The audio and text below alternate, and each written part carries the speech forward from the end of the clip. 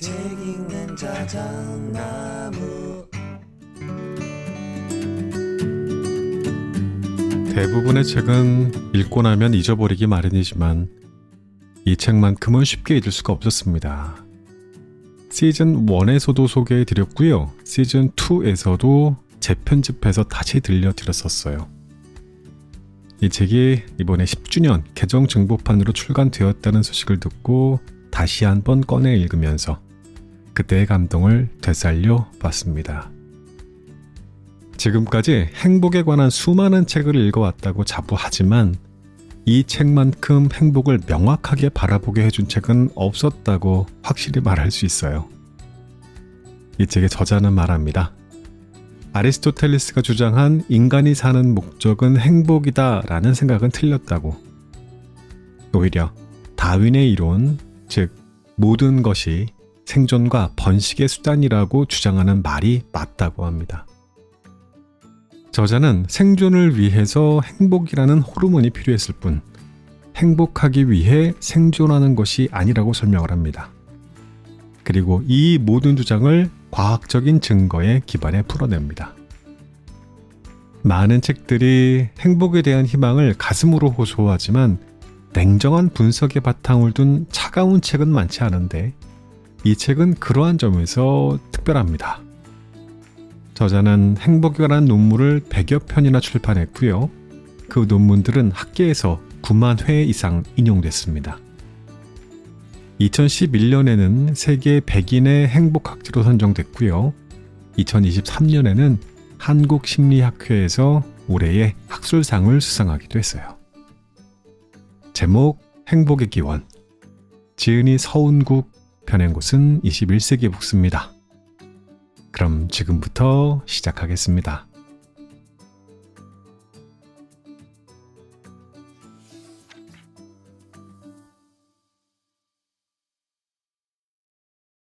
삶은 갈등의 연속이다. 무의식적이고 동물적인 우리의 본능이 의식적이고 합리적인 문명인의 이성과 하루에도 몇 번씩 충돌한다. 직장 상사가 너무 얄미워 한방 날리고 싶지만 이성의 목소리가 겨우 말린다. 이성 신승. 세상이 깜짝 놀랄 정도로 살을 빼겠다고 결심하지만 결국 늦은 밤 라면을 끓여 먹고 잔다. 본능 압승.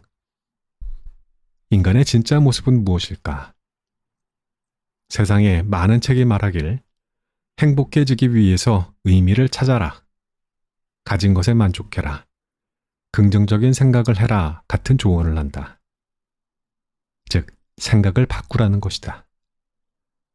맞는 말 같지만 곰곰이 생각해보면 공허한 말장난처럼 느껴지기도 한다. 행복은 사람 안에서 만들어지는 복잡한 경험이고 생각은 그의 특성 중 아주 작은 일부분일 뿐이다. 의식적으로 생각할 수 있는 능력, 이것은 분명 인간을 인간답게 만드는 특성이다. 그러나 무엇을 의식적으로 생각하는 능력이 어떤 생명체의 생존에 꼭 필요한 것일까? 우리보다 지구에 훨씬 오래전부터 살아온 악어들은 진흙을 뒤집어 쓰고 있을 뿐 고차원적인 생각을 하는 듯한 표정은 아니다. 인간 사회 못지않은 복잡한 위계 구조를 유지하며 심지어 곰팡이 농장까지 운영하는 개미들조차도 생각이란 건 하지 않는다. 겨울이 다가오면 남쪽으로 이동하는 철새들은 일조량과 햇빛의 미세한 각도 변화를 감지해 이동 시기를 본능적으로 결정한다. 즉, 의식적인 생각은 생명 유지의 필수 조건이 아니다. 하지만 우리는 여전히 이 생각하는 능력을 인간의 대표적 특성으로 꼽는다. 왜 우리는 이성의 능력을 이렇게 숭배하는가? 가장 큰 이유는 사람은 자신의 경험 중 의식적으로 생각하는 부분만 볼 수 있기 때문이다. 그래서 이 보이는 부분이 실제보다 많은 일을 하고 있다고 착각한다. 우리는 의식적인 부분이 자기 행동의 원인이라고 굳게 믿는다. 이는 큰 오해다. 사실 일상의 수많은 선택은 의식의 손길이 닿지 않는 곳에서 조용히 이루어진다. 저명한 사회심리학자 팀 윌슨은 우리는 자신에게도 이방인 같은 낯선 존재라고 했다. 모든 것을 안다고 생각하지만 사실은 자기 자신조차도 모르는 경우가 많다는 것이다. 이성의 역할을 중시하는 또 하나의 이유는 그것이 우리의 동물적인 본능을 통제하고 다스리기 때문이다. 그러나 이성적으로 통제된 행위가 본능보다 무조건 좋고 바람직한 것일까?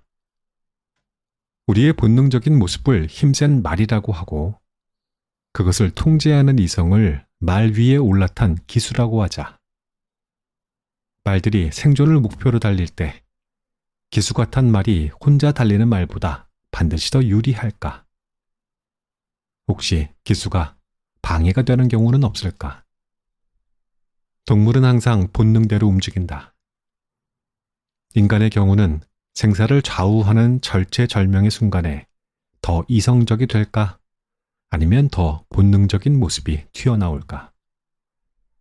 이성적인 통제가 항상 생존에 도움을 주었다면 극도의 위험에 놓인 인간은 합리적으로 행동하도록 진화했을 것이다. 하지만 그렇지 않다. 1977년 스페인령 카나리아 제도의 작은 섬에서 역사상 최악의 항공사고가 일어났다. 미국의 패남과 네덜란드의 KLM 항공사의 747 여객기가 활주로에서 충돌해 583명의 사상자가 발생했다. 사고의 원인은 조종사들 간의 커뮤니케이션 문제였지만 600명에 가까운 사상자가 발생할 상황은 아니었다. 충돌은 상공이 아닌 활주로에서 일어났고 기체는 충돌 후 수십 초가 지난 뒤 폭발했다. 비행기에서 탈출할 시간이 있었지만 상당수의 승객은 그 기회를 놓쳤다. 화염에 휩싸인 기체 안에서 사람들이 취할 가장 합리적인 행동은 탈출구를 찾아 뛰어나가는 것이었지만 많은 승객은 정반대로 행동했다. 제자리에서 꼼짝하지 않았던 것이다. 심리학자들은 이러한 현상을 프리징이라고 표현한다. 포식자 앞에서 일시적으로 얼어버리는 것이 동물의 본능 중 하나다. 유구한 시간 동안 이어져온 이 습성 때문에 이날 불필요하게 많은 이들이 목숨을 잃었다. 이성적 사고를 하는 것은 분명 인간의 탁월한 능력 중 하나다. 그러나 그것이 우리의 유일한 모습도 아니고 그 역할이 생각만큼 절대적이지도 않다. 하지만 의식만이 우리의 눈에 보이기 때문에 생각이 자기 행동과 결정을 항상 좌우한다고 착각한다. 인간의 이성적 사고 대 동물적 본능, 무엇이 진짜 모습일까? 인간은 두 가지를 다 가지고 있지만 우리는 이성의 역할을 상당히 과대평가하고 있다. 본능에 보이지 않는 힘이 우리를 얼마나 움직이는지 과소평가하며 산다. 자연의 경쟁은 바로 생존이다. 승자는 후손을 통해 자신의 생명을 지속하지만 패자는 싸늘한 물질로 되돌아간다. 경쟁 중 최고의 경쟁이 바로 생존인 것이다. 인간과 유전적으로 가장 가까운 침팬지들은 수십 마리씩 무리를 지어 산다. 알파 수컷이라는 두목과 그가 거느리는 몇몇 참모들의 독재 아래에서 말이다. 그런데 유전자 분석을 해보면 마을 전체 침팬지 새끼 중에서 약 86%가 정권을 잡은 몇몇 수컷들의 자식이라고 한다. 수컷 소수가 마을의 암컷을 독차지하는 구조다. 우리의 옛 모습도 이와 비슷했다. 거의 모든 암컷은 짝짓기 기회를 가졌지만 수컷의 경우 선택받은 일부만이 후세에 유전자를 남길 수 있었다. 우리 조상의 남녀 비율은 1대1이 아니라 1대2로 여자 비율이 높았다. 인간의 경우 그나마 일부 일처제라는 제도 덕분에 남녀 간 불균형이 최근 줄어든 것이다. 다른 포유류의 경우 이 비율이 수컷 3대, 암컷 7 정도까지 기운다. 거의 모든 암컷은 자식을 가지지만 수컷은 소수만이 유전자를 남겼다는 말이다. 이러한 성비 불균형 때문에 남녀의 기질 차이가 발생한다. 여자는 특별한 노력을 하지 않아도 엄마가 될 수 있기 때문에 안정지향적 전략을 택하는 것이 유리하다. 남자의 경우는 다르다. 어차피 최고가 못 되면 짝짓기에서 낙오된다. 매사에 모 아니면 도 같은 극단적인 전략을 택할 수밖에 없다. 그래서 남자들은 작은 것에도 승부욕이 불탄다. 주먹만한 골프공을 부장보다 5m 더 날리려고 연습장에서 쇠막대기를 5,000번 흔드는 게 남자다. 승부욕 있는 수컷만이 살아남았기 때문이다. 지구의 모든 생명체는 지금 이 순간에도 생존에 유리한 고지를 점령하기 위해 살아가고 있다. 의식하지 못할 뿐이다. 우리의 뇌는 살벌한 생존 경쟁에서 살아남은 조상들이 물려준 일종의 생존 지침서이다. 그것은 DNA 코드로 작성되어 있기 때문에 우리의 의식적인 머리로는 완전히 해독되지 않는다. 미국 시카고 대학의 제리 코인 교수에 의하면 호모사피엔스가 문명인의 모습으로 살아온 것은 진화론적 관점에서 보면 정말 잠깐에 불과하다. 인간이 농경 생활을 시작하며 본격적으로 문명을 가진 것은 길게 잡아야 6,000년 전부터다. 인간과 침팬지가 진화의 여정에서 갈라진 것은 대략 600만 년 전이라고 한다. 만약 시간을 1년으로 압축한다면 인간이 문명 생활을 한 시간은 365일 중 고작 2시간 정도에 해당한다. 364일과 2시간은 피 비린내 나는 싸움과 사냥, 그리고 짝짓기에 전념하며 살아왔다. 이렇게 600만 년간의 유전자에 새겨진 생존 버릇들이 쉽게 사라질 수 있을까? 절대 그럴 수 없다. 인간은 여전히 100% 동물이다. 바로 이것이 최근 심리학계를 뒤흔드는 연구들의 공통점이다. 이성적 판단은 동물적으로 내려진 결정 앞에서 힘을 쓰지 못한다. 미국 66개 도시의 소비 행태를 분석해보면 남자가 더 많이 사는 곳일수록 남자들의 과소비가 심했다. 짝짓기 경쟁이 심할수록 무리한 지출을 해서라도 이성을 유혹하려는 경향이 더 두드러진다. 남자가 넘치는 도시일수록 남자들의 카드빚과 부채율이 높다. 돌 대신 돈을 무기로 들었을 뿐 구석기 시대의 수컷과 뭐가 다른가? 하지만 이러한 동물적인 모습은 스스로도 알아차리지 못한다. 그래서 완벽히 속는다. 자신은 동물들과 질적으로 다른 세련되고 고결한 존재라고 믿으며 살아가는 것이다. 인간은 이러한 자만의 몽상에 수천 년간 빠져 있었다. 그 위를 끼얹은 것이 다윈의 진화론이다. 세상 만사를 어떠한 원인이나 목적과 결부시켜 생각하는 관점을 철학에서는 목적론이라고 한다. 자연의 그 어떠한 것도 그냥 존재하는 것이 아니며 분명한 이유와 목적을 품고 있다는 사고방식이다. 목적론적 사고의 원조가 아리스토텔레스다. 그는 삶을 뭔가를 추구하며 그것을 향해 나아가는 과정으로 보았다. 아리스토텔레스는 인간이 추구하는 가장 궁극적인 목표를 행복이라고 보았다. 하지만 그 견해와 사실은 명백히 다르다. 세상을 제대로 이해하기 위해서는 우선 기본적인 사실을 냉정하게 받아들여야 한다. 가령 산타클로스의 정체는 아빠라는 사실. 또 하나는 목적론적 사고를 극복하는 것이다. 캘리포니아 공과대학의 저명한 물리학자 션 캐럴은 우리는 아무런 이유 없는 우주에서 살고 있음을 받아들여야 한다라고 말했다. 그래야만 세상을 객관적으로 이해할 수 있다는 것이다. 다윈의 진화론은 단순한 이론이나 견해가 아니라 사실이다. 지질학, 동물학, 고고학, 생물학, 유전학, 인류학, 심리학 등 학문을 초월해 현재까지 검증된 모든 과학적인 방법들이 이를 지속적으로 입증하고 있다. 인간은 진화의 산물이다. 우리의 생과 행위의 이유는 결국 생존을 위함이다. 진화 과정을 의심하는 것은 마치 밤하늘에 떠있는 달이 거대한 호떡이 아닐까 하고 의심하는 것과 다를 바가 없다. 찰스 다윈의 진화론의 뿌리는 토머스 멜서스의 인구론에 있다.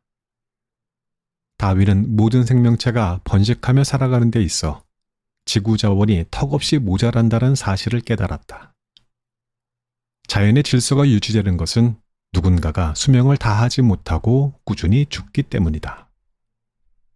그렇다면 누가 살고 누가 죽는가? 진화론은 이 치열한 생존 경쟁이 진행되는 과정을 체계적으로 설명한다. 생명체는 후세에 자신의 유전자를 남겨야 하며 이때 넘어야 할 엄청난 장벽이 바로 짝짓기다. 공작새가 사치스러운 꼬리를 가진 이유도 여기에 있다. 수컷 공작새는 많은 위험을 감수하면서도 큰 꼬리를 유지하고 그것을 단장하는 이유는 짝짓기 때문이었다. 과학자들은 수컷 공작 2마리의 꼬리에 있는 눈 모양의 수와 그 짝짓기 빈도를 기록했다. 눈 모양 무늬가 많은 공작일수록 짝짓기 빈도가 확연히 높았다. 더 정교한 실험을 위해 과학자들은 수컷 공작의 꼬리 무늬를 가위로 잘라보았다. 꼬리에 손상을 입은 공작들의 짝짓기 빈도는 2.5배 감소했다. 수컷의 화려한 꼬리는 자신이 건강하고 우월한 유전자를 가진 존재임을 암컷에게 과시하는 상징물이다. 이러한 핸디캡을 안고도 생존할 수 있는 대단한 놈이라는 메시지를 보내고 있는 것이다. 공작이든 인간이든 좋은 유전자를 받아야 하는 암컷은 이런 우월한 수컷에게 끌리게 되어 있다. 공작새의 꼬리는 진화의 핵심적인 메시지를 담고 있다. 생명체가 가진 모든 생김새와 습성은 우연한 산물이 아니라 생존과 번식을 위한 도구라는 것이다. 너무 중요해서 다시 한번 강조하겠다. 동물의 모든 특성은 생존과 번식이라는 뚜렷한 목적을 달성하기 위한 도구이다.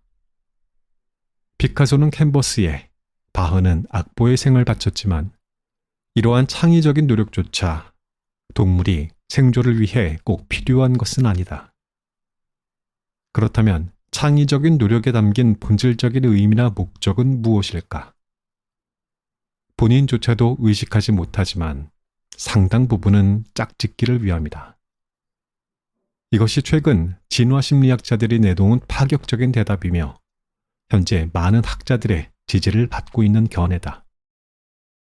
공작새 꼬리와 비슷한 기능을 하는 것이 인간의 마음이다. 멋진 마음을 가진 사람들이 인간의 짝짓기 경쟁에서 우위를 점한다. 전 세계의 여성들이 꼽는 남자의 매력 포인트 중 하나가 유머 감각이다. 유머는 그 사람이 가진 마음의 수준을 나타낸다. 유머는 창의성의 표현이며 창의성이 높은 사람은 멋진 꼬리를 소유한 인간 공작새가 되는 셈이다. 창의성과 로맨스의 궁합, 이것은 피카소의 이야기만이 아니다.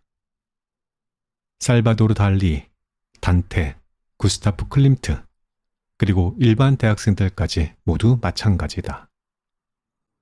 결론부터 말하자면 인간은 행복해지기 위해 태어난 것이 아니라 생존을 위해 만들어진 동물이다. 그렇다면 인간이 생존에 필요한 행동을 하도록 만드는 것은 무엇일까?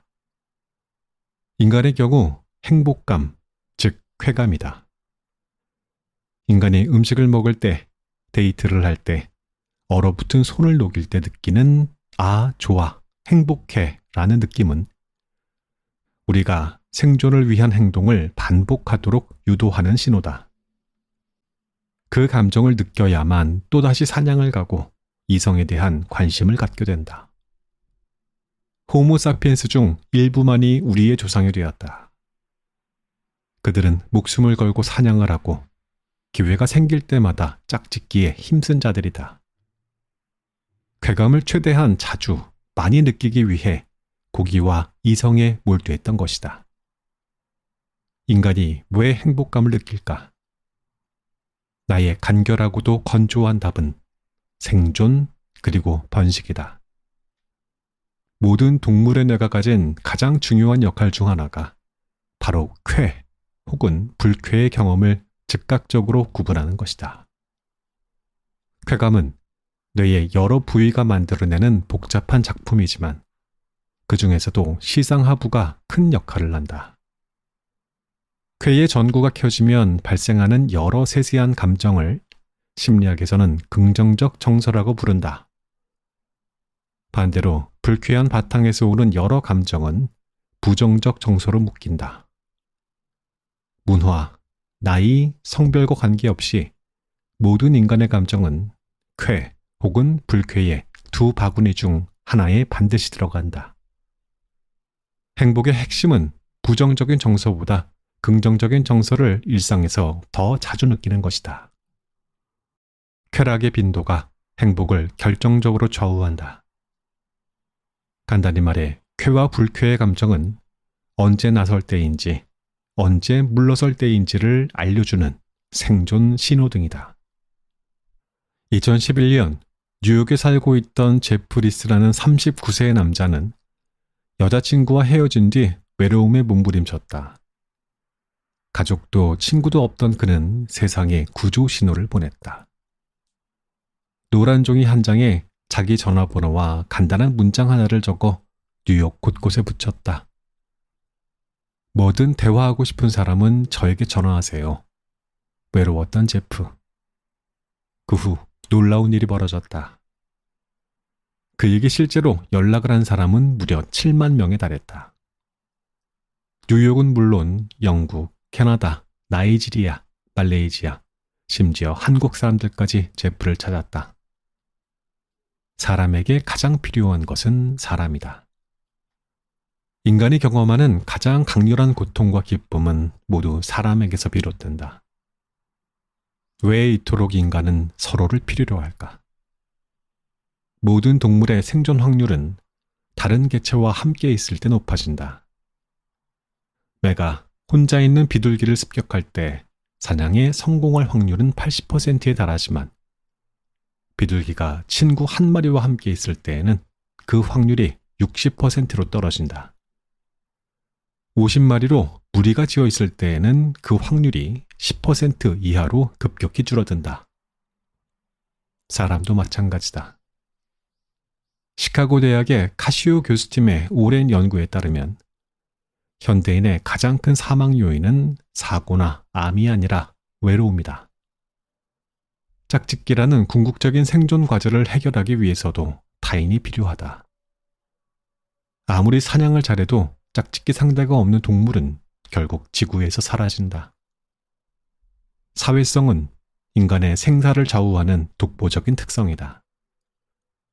이는 최근 여러 분야의 석학들이 한 목소리로 주장하는 결론이다. 미국 다트머스 대학의 마이클 가자니 교수는 세계적으로 저명한 뇌과학자다. 그의 저서에서 큰 질문 하나를 던졌다. 인간의 뇌는 도대체 무엇을 하기 위해 설계되었을까?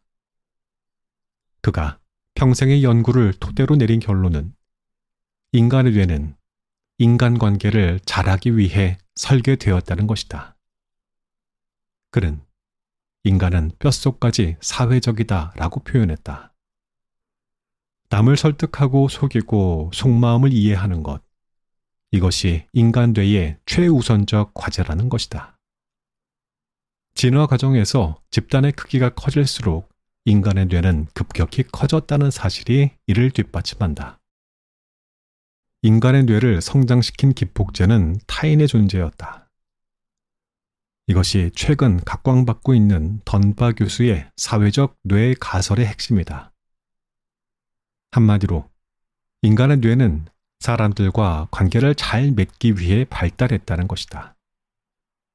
그래서 지금도 우리는 사람을 절실히 찾고 가장 강렬한 기쁨과 즐거움을 사람을 통해 느끼는 것이다. 사람과 무관해 보이는 감정들조차 대부분 사람으로 인해 생겨난다. 약 5만 년 전, 호모사피엔스 중 아주 작은 무리가 아프리카를 떠나 세상을 향해 걷기 시작했다. 중앙아시아를 거쳐 일부는 유럽으로, 일부는 시베리아, 호주로 퍼져나갔다. 고고학자들은 이 초기 집단의 크기가 불과 150명 정도였을 것이라고 추정한다. 이 작은 무리가 불과 몇만 년 만에 남극에서 북극까지 지구 곳곳을 정복하며 살고 있다. 몇만 년이라는 시간은 진화의 관점에서 찰나에 불과하다. 이 짧은 시간에 인간이 지구를 정복하게 된 비결은 무엇일까? 바로 극도의 사회성이다. 하버드 대학의 에드워드 월슨 교수는 최근 저서에서 지구에서 최고의 생존 성공담을 가진 동물은 개미와 인간이다 라고 결론 지었다. 두 생명의 공통된 특성은 유별나게 사회적이라는 점이다. 인간은 동물이다. 살아가는 궁극적인 이유는 다른 동물과 마찬가지로 두 가지다. 생존과 짝짓기. 인간이라는 동물은 극도로 사회적이며 이 사회성 덕분에 놀라운 생존력을 갖게 되었다. 그래서 그의 뇌는 온통 사람 생각뿐이다. 희로애락의 원천은 대부분 사람이다. 또 일상의 대화를 엿들어 보면 그 70%가 다른 사람에 대한 이야기다. 지난 40여 년간 과학적 연구를 통해 행복에 대해 많은 사실이 밝혀졌다. 그중 가장 중요한 결론은 다음 두 가지다. 첫째, 행복은 객관적인 삶의 조건들에 의해 크게 좌우되지 않는다. 둘째, 행복의 개인차를 결정적으로 좌우하는 것은 그가 물려받은 유전적인 특성, 특히 외향성이라는 성격 특질이다. 이 두 결론은 수백 편의 논문을 통해 검증된 사실이다. 많이 갖는 것이 행복의 조건은 아니라는 결론을 뒷받침하는 연구는 끝없이 많다. 국가 차원에서도 마찬가지이다. 기본적인 의식주가 해결된 후에는 국가의 행복과 경제 수준은 더 이상 비례하지 않는다. 부유해질수록 돈으로 행복을 사는 것은 점점 어려워진다. 미국 남가주 대학의 경제학자 리처드 이스털린이 지적한 이 현상을 이스털린의 역설이라고 한다. 덴마크, 스웨덴, 노르웨이 같은 스칸디나비아 국가들의 행복 수치가 특히 높은데 흔히 그들의 높은 소득과 사회복지 시스템 덕분이라고 생각하지만 이는 오해다. 일본이나 핀란드 역시 국민소득이 높지만 행복 수치는 스칸디나비아 국가들과 비교할 수 없을 정도로 낮다. 스칸디나비아 행복의 원동력은 넘치는 자유, 타인에 대한 신뢰, 그리고 다양한 재능과 관심에 대한 존중이다. 그들은 돈이나 지위 같은 삶의 외형보다 자신에게 중요한 일상의 즐거움과 의미에 더 관심을 둔다. 복권 당첨이나 새집 마련, 승진 같은 일들은 짜릿하지만 그 어떤 대단한 일도 지속적으로 즐거움을 주지 못한다. 인간은 새로운 것에 놀랍도록 빨리 적응하는 동물이기 때문이다. 이 적응이라는 강력한 현상 때문에 아무리 감격스러운 사건도 시간이 지나면 희미해진다. 행복은 폭죽 같은 큰 사건으로 얻어지는 것이 아니라 초콜릿 같은 소소한 즐거움의 가랑비에서 비롯된다. 객관적으로 얼마나 많이 가졌느냐보다는 이미 가진 것을 얼마나 좋아하느냐가 행복과 더 깊은 관련이 있다. 그래서 쾌락의 쳇바퀴라는 표현이 오래전부터 학계에서 쓰여왔다. 적응 때문에 무엇을 얻어도 행복은 결국 제자리 걸음을 한다는 뜻이다. 쾌락은 생존을 위해 설계된 경험이고 그 기능을 유지하기 위해선 초기화가 반드시 필요하다. 이것이 적응 현상이 일어나는 생물학적인 이유다.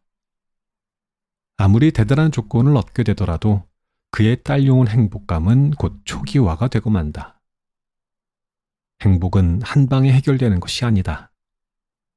모든 쾌락은 곧 소멸되기 때문에 큰 기쁨 한 번보다 작은 기쁨을 여러 번 느끼는 것이 절대적으로 중요하다.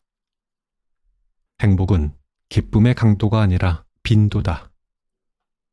나는 이것이 행복의 가장 중요한 진리를 담은 문장 중 하나라고 생각한다.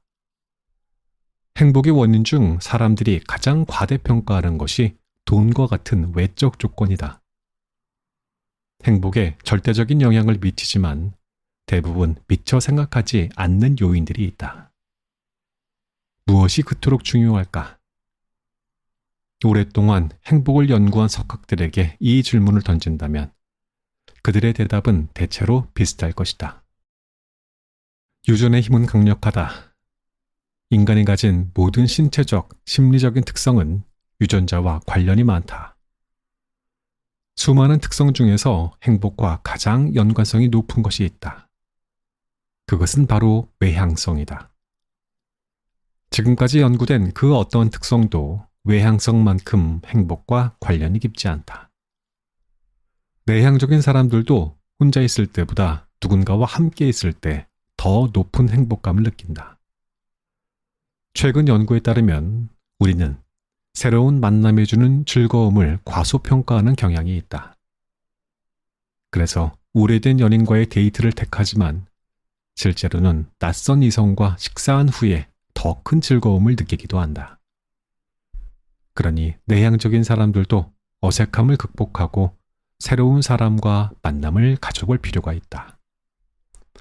한국, 일본, 싱가포르 같은 국가들이 가진 문화적인 공통점은 무엇일까? 학자들이 문화를 이해하기 위해 가장 널리 사용하는 개념 중 하나가 바로 개인주의와 집단주의다. 개인과 집단의 뜻이 충돌할 때 누구의 손을 들어주느냐가 개인주의와 집단주의 문화의 핵심적인 차이점이다. 개인의 뜻대로 선택하고 표현하는 것이 당연하다고 여기는 문화는 개인주의적 성향이 높은 것이다. 반면 집단이 개인에게 때로는 과도한 요구를 하고 이를 수용하지 않는 사람에게는 철없고 이기적이라는 낙인이 찍히는 문화는 집단주의적 성향이 강하다. 한국, 일본, 싱가포르가 그 대표적인 예다. 행복감을 예측하는 가장 중요한 문화적 특성은 개인주의다. 북미나 유럽 국가들의 행복감이 높은 이유는 사실 경제 수준보다도 그들의 개인주의적 문화 덕분이다.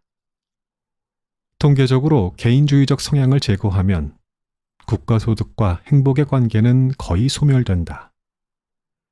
즉, 개인주의는 국가의 경제 수준과 행복을 이어주는 접착제 역할을 한다. 집단주의 문화의 부족한 점은 무엇일까? 그것은 심리적인 자유감이다. 자유감이란 남에게 피해를 주지 않는 선에서 내 인생을 내 마음대로 살 수 있는 권리를 말한다. 한국과 같은 집단주의 문화에서는 획일적인 사고가 개인의 자유감을 저하시켜 행복에 부정적인 영향을 미칠 수 있다. 특히 중요한 것은 다른 사람들의 평가나 시선에 얼마나 신경을 쓰며 사느냐이다. 과도한 타인 의식은 집단주의 문화에서 행복감을 낮추는 요인이 된다. 행복의 중요한 요건 중 하나는 내 삶의 주인이 타인이 아닌 자신이 되어야 한다는 것이다. 타인의 평가를 의식하는 것 자체가 인간에게는 엄청난 스트레스이다. 누군가 위에서 자신을 평가한다고 느낄 때 인간은 본능적으로 더 긴장하고 위축된다. 이를 통찰한 철학자 알베르 까뮈는 이렇게 말했다. 행복해지려면 다른 사람을 지나치게 신경 쓰지 마라. 타인을 의식하는 것이 습관이 되면 사람은 자신의 삶을 자신의 시각이 아니라 남의 시각을 통해 평가하고 판단하게 된다. 심지어 자신의 행복마저도 말이다. 한국에서 물질적인 풍요를 인생의 가장 중요한 목표로 여기는 응답자의 비율은 전 세계에서 가장 높은 편에 속한다. 경제적으로 하루 세 끼조차 해결되지 않는 아프리카 사람들보다 한국 사람들이 돈을 더 중시한다. 우리나라 정도의 경제 수준이 되면 물질주의적 태도는 오히려 행복을 저해한다는 것이 많은 연구의 결론이다. 경제 수준과 상관이 없이 사랑보다 돈을 더 중요하게 여길수록 행복도는 낮다. 반대로 사랑에 더 많은 가치를 두는 사람일수록 행복하다. 최고의 과학 저널 사이언스에 실린 2006년 논문에 의하면 돈은 사람에게 자기 충만감이라는 기분을 들게 만든다. 돈이 있으면 너희가 없어도 나는 혼자 살 수 있어 와 같은 느낌이다. 돈의 존재감이 커질수록 사람의 존재감은 작아진다. 과도한 물질주의는 치명적이다. 사회학자 에밀 듀르켐은 문화는 공기와 같다라는 말을 남겼다. 문화는 공기처럼 절대적이지만 그 익숙함 때문에 눈에 잘 보이지 않는다는 뜻이다. 다른 문화에 비교해 보면 한국 사회는 눈에 띄게 집단주의적이다. 그리고 이 집단주의는 행복에 부정적인 영향을 미칠 수 있다. 아리스토텔레스는 정확히 말하자면 행복에 대한 논의를 한 것이 아니었다. 그는 칭송받을 만한 가치 있는 삶에 대해 말했고 그것은 유대모니아를 통해 이루어진다고 주장을 했다. 유대모니아는 조은과 정신의 합성으로 앞에서 언급한 자아 성취의 개념과도 일맥상통한다. 많은 서양학자들이 아리스토텔레스가 말한 가치 있는 삶을 곧 행복이라고 해석해왔다. 그 결과 우리는 행복을 필요 이상으로 거창하게 생각하게 되었다. 사실 그가 관심을 둔 것은 정확히 말해 가치 있는 삶이지 행복한 삶은 아니었다. 우리가 이 둘을 혼동하고 있는 것이다. 가치 있는 삶을 살 것이냐, 행복한 삶을 살 것이냐는 개인의 선택이다. 내가 강조하고 싶은 점은 첫째, 이 둘은 같지 않다는 것. 둘째는 어디에 무게를 두느냐에 따라 삶의 선택과 관심이 달라진다는 것이다. 행복한 사람들을 오랜 시간 추적한 연구들을 보면 행복한 사람일수록 미래에 더 건강해지고 직장에서 더 성공하며 사회적 관계도 윤택해진다. 한국과 미국 사회에서 동일하게 나타나는 현상이다. 한국인이 하루 동안 가장 즐거움을 느끼는 행위는 두 가지로 나타났다. 먹을 때와 대화할 때다. 행복의 핵심을 단 한 장의 사진으로 담는다면 어떤 모습일까? 그것은 좋아하는 사람과 함께 음식을 먹는 장면일 것이다. 우리는 문명 속에서 살지만 여전히 우리의 원시적인 뇌가 가장 흥분하고 즐거워하는 것은 이 두 가지다. 음식 그리고 사람. 행복은 거창한 것이 아니다. 모든 겉모습을 벗겨내면 행복은 결국 이 사진 한 장으로 요약된다. 나머지 것들은 그저 부수적인 주석일 뿐이다.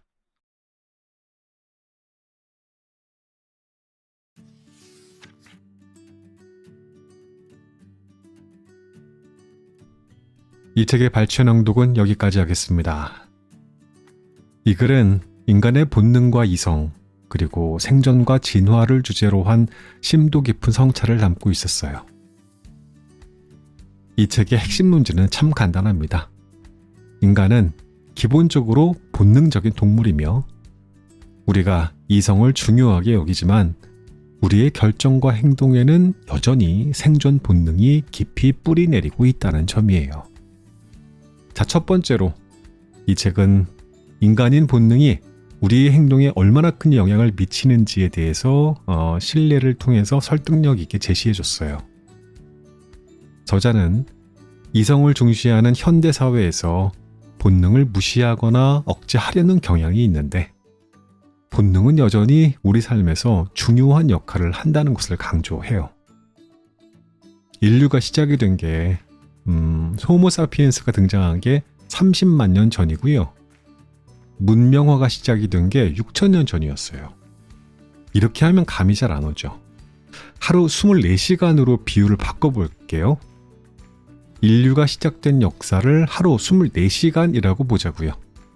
그러면 문명이 시작된 것, 그러니까 농사를 짓거나 도시국가가 만들어진 건 그 24시간 중에서 고작 7분밖에 안 돼요. 이 말이 뭘 뜻하죠? 우리는 너무 아직도 100% 동물이라는 겁니다. 두 번째로, 이 책은 인간의 이성적인 사고를 좀 다소 비판적으로 바라봐요. 저자는 이성이 모든 결정을 좌우하지 않으며 우리가 그 역할을 과대평가하고 있다고 주장합니다. 우리는 본능을 억제하고 이성을 따르는 것이 더 나은 선택이라고 믿지만 실제로 많은 결정은 이성이 아니라 여전히 무의식적인 본능에 의해서 이루어진다고요.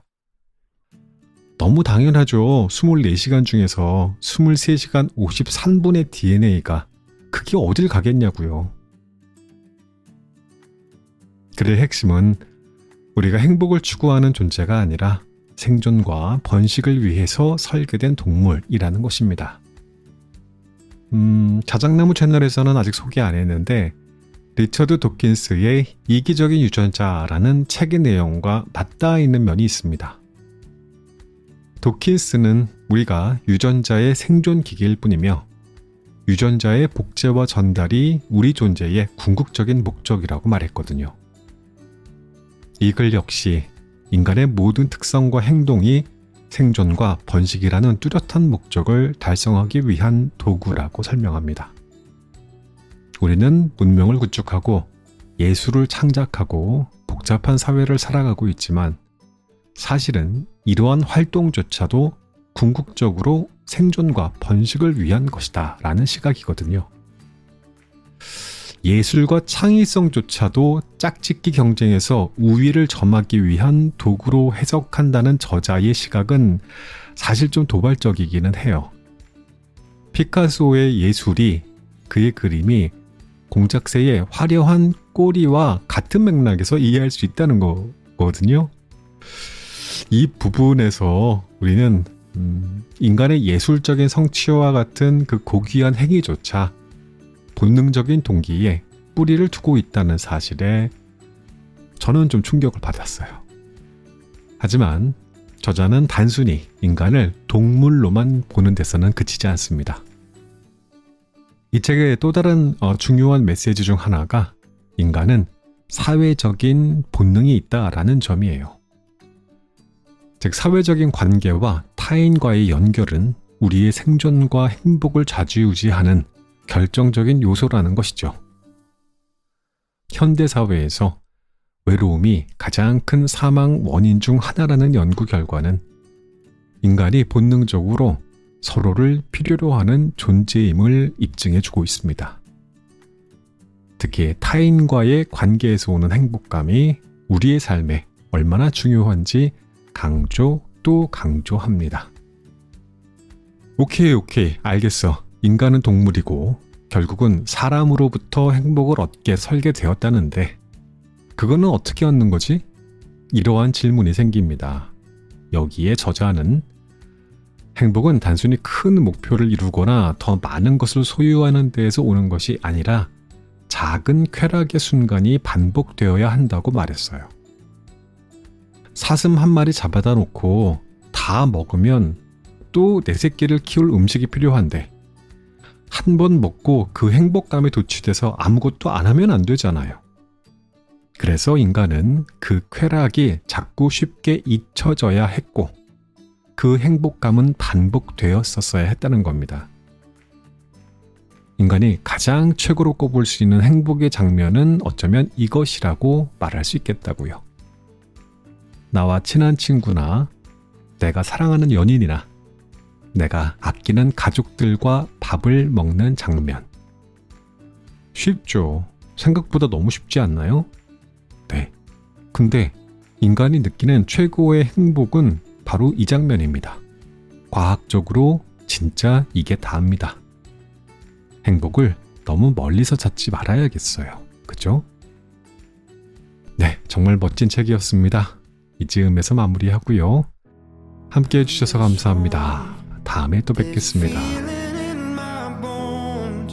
Like a part of me don't know what home is anymore. And all these lines keep me frozen in time, while the ones I love keep moving down the line. Sometimes I wanna be on my own, but I don't wanna die alone. If it weren't for your love, then I'd be gone by the morning. Ooh, hold on, honey.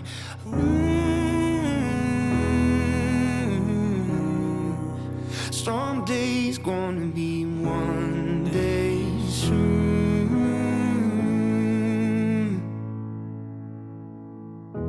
They promised hope, but I've heard all that before. And all the blood I poured won't be your free ride back to shore. I've been thinking that we all want a taste of fame, but lately all I hope is that my kid's proud of his name.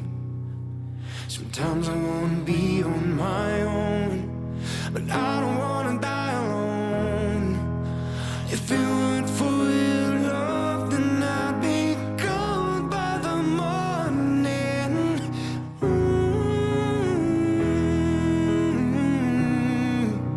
Hold on, honey.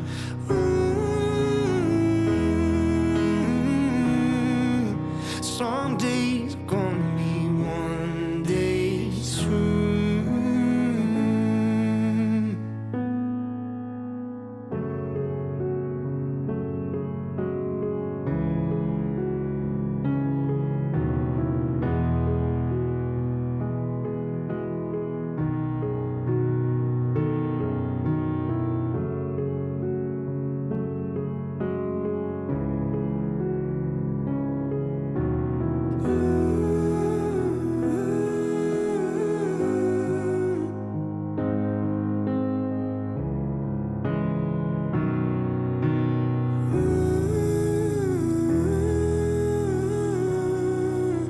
Hold on, honey.